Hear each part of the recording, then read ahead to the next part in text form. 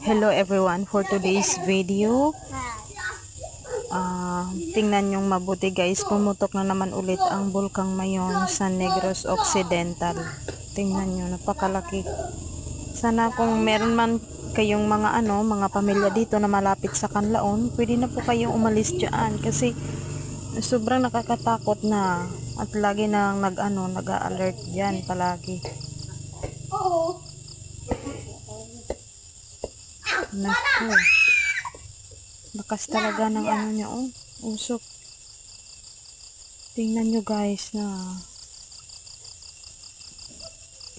Kaya be safe everyone na malapit dito. Sana aalis na kayo para malayo kayo sa disgrasya. Nakakatakot to, sobra nakakatakot. Okay, God bless everyone.